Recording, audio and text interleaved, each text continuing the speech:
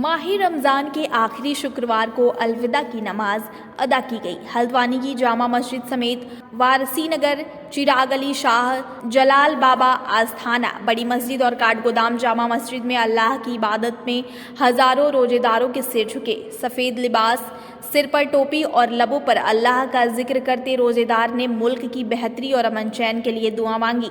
अलविदा की नमाज के दौरान पुलिस प्रशासन की ओर से सुरक्षा के पुख्ता इंतजाम किए गए। शहर के बाजार क्षेत्र स्थित करीब 180 साल पुरानी जामा मस्जिद में भी बड़ी संख्या में रोजेदार इबादत को इकट्ठा हुए।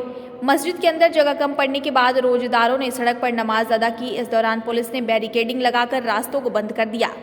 कोरोना काल के चलते 2 साल बाद मस्जिदों में इकट्ठा होकर नमाज अदा करने की खुशी साफ देखी गई।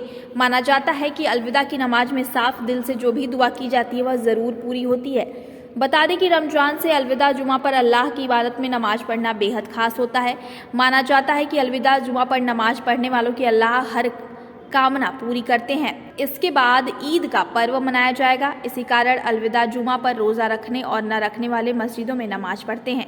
रमजान का आखिरी जुमा कई मायनों में खास होता है। एक तो इसके आने का मतलब यह है कि अब बस ईद आने ही वाली है, यानी ईद के चाँद से पहले का यह आखिरी जुमा है। अलविदा की नमाज हर मुसलमान के लिए बेहद खास होती है। इस दिन कुछ मुसलमान नए कपड़े पहनकर अपने रब की इबादत करते हैं।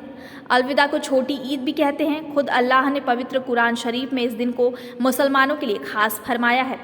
अलविदा जुमा की नमाज दुनिया के हर मुसलमान के लिए बेहद खास होती है। इस दिन लोग रब की इबादत में अपना ज़्यादा समय बिताते हैं। कहा जाता है कि अलविदा जुमे की नमाज के बाद सच्चे दिल से अगर अल्लाह से कोई फरियाद की जाए तो अल्लाह बंदे की हर जायज़ दुआ कबूल करते हैं और उनके गुनाहों को माफ़ करते हैं। इस दिन मुसलमान अल्लाह की इबादत करते हैं और इस बात का शुक्र अदा करते हैं कि उन्हें माह रमजान के पाक महीने में रोजे रखने का मौका मिला, तरावीह पढ़ने और अल्लाह की इबादत करने का सम्मान हासिल हुआ। देखिए, रमज़ान का पाक मुक़द्दस महीना 1 महीने का होता है, जिसमें कि अल्लाह ने हर इंसान को इबादत के लिए महीना बनाया है और लोग, मुस्लिम समुदाय के लोग जो हैं इसमें बढ़ चढ़ कर इबादत करते हैं। कुरान की तिलावत, तरावी नमाज, नफिल नमाज, तस्बीह, मतलब हर तरीके से इबादत ही करनी है। और अल्लाह ने जो है इस पाक मुक़द्दस महीने में गुनाहों की माफ़ी, तौबा तिल्ला, ये सारी चीज़ें जो हैं माफ़ कर देता है इसमें। और 2 साल के बाद ये बहुत एक अच्छा मौका आया है कोरोना काल के बाद में कि लोग अलविदा की नमाज एक साथ पढ़ रहे हैं। 2 साल में लोगों ने अपने घरों में इबादत की थी और अल्लाह ने उसमें भी काफ़ी इजाफा किया था। बढ़ चढ़ करके लोगों ने पिछले 2 सालों में कोरोना काल में इबादत की और आज जो ये अच्छा एक मौका हुआ है और ये एक अच्छा एक संदेश भी है कि लोग मस्जिदों में के साथ साथ सड़कों पर बैठ कर के नमाज़ अदा कर रहे हैं। ये जो रमज़ान के महीने का आखिरी जुमा है, इसलिए ये जुमा ख़ास माना जाता है और इसमें बहुत ज़्यादा अहमियत है इस जुमे की। और ये महीना तो वैसे ही खैर व बरकत का है। ये लगभग 180-90 साल पुरानी मस्जिद है।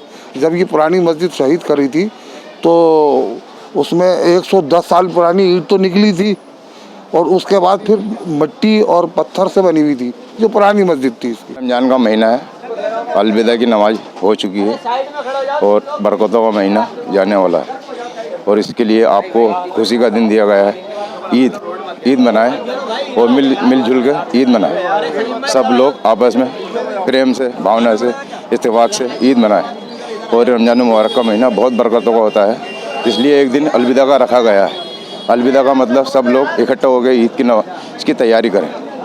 ठीक, इस बार ही रमजान की और ईद की बहुत बरकतें वाले दिन की बहुत खुशी है, बहुत ही खुशी है। इतनी खुशी कभी नहीं है कि 2 साल पहले जो कोरोना में काटे हैं वो पहली दफ़ा लोगों को नमाज़ पढ़ने का मौका मिला है फुल तरीके से। ये अलविदा के मौके पर जो प्रशासन ने भी पूरा सहयोग किया है यहाँ पर बाहर नमाज़ पढ़ाने में और कोई दिक्कत नहीं हुई है नमाजियों को।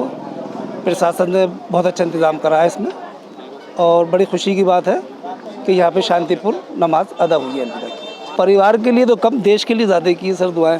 जिस तरीके से माहौल लोगों ने बना रखा है, अल्लाह ताला उनको भी हिदायत दे और किसी के भी त्यौहार पे ये झगड़ा फसाद नहीं होना चाहिए। सब एक होकर ही त्यौहार मनाएं। अपने आप को भी बचाना है, देश को भी बचाना है। बहुत खुशी है, 2 साल के बाद ये मौका मिला है ना।